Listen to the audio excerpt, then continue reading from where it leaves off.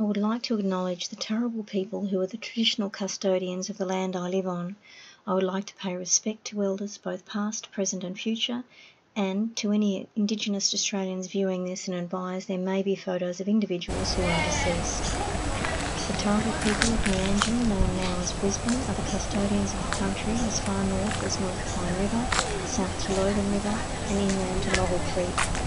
This is from Constance Petrie, noted in Tom Petrie's Reminiscences of Early Queensland 1904, page 117. Maruchi Baramba, a songwoman and lawwoman, on 26th of August 2010, made a speech during the unveiling of the Tom Petrie Memorial at Petrie, Brisbane. She told of information given by Tom Petrie to a Legislative Assembly report in 1861 about the whereabouts of the old Brisbane tribe.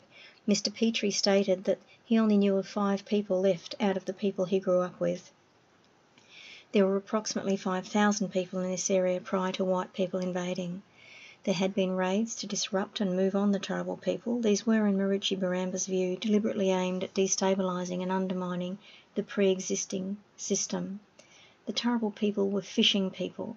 The Brisbane River was an essential source of livelihood. Creeks and swamps around Brisbane were vital food sources.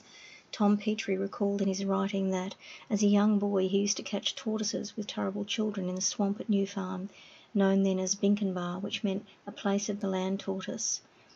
These plates are in current exhibition at the Museum of Brisbane by an Indigenous artist, Megan Cope, and they're called Floodlands. The Brisbane River was called Maiwa. This is the Yungara name for the river. According to the exhibition on at this time, in August 2018 at the Brisbane Museum, in 1923 a penal colony for recidivist prisoners was set up at Redcliffe. The Aboriginal people of the area were initially helpful. However, this changed as they became aware of the harsh methods that would be used to steal their land. The colony was moved to Brisbane, near the Brisbane River, in 1825. The only mention I can find of the Indigenous history of the area that I live in is this plaque, which, in regard to the Indigenous history, reads, "The New Farm riverfront was first frequented by Aboriginal groups for turtle hunting and fishing expeditions and for recreational activities which reinforced traditional life skills and cultural identification." It continues, however, it is about the government acquiring the land from the owner, the Queensland Premier. The park was named in memory of a Welsh immigrant's birthplace. This joins the cult of forgetfulness about the willful ignorance of the traditional custodians' right to their lands. The Turrbal people were removed from the city area by the incoming penal colony and later free settlers. They were banned from the city centre after 7 p.m. White history uses the dominant culture to manipulate history, create a whitewash picture of the reality, paying token acknowledgement to the original custodians. Further acknowledgement, which is minimal but is some, is this city cat artwork by an Indigenous woman, Mrs. Judy Watson, in 1998. The artwork is called Shoal.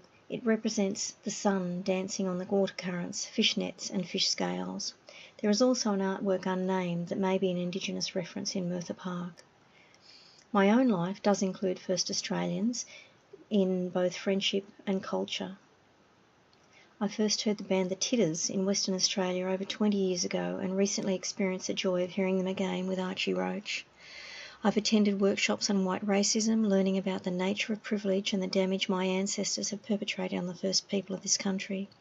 I've attempted to learn how to be a good ally and will continue to do so to the best of my ability.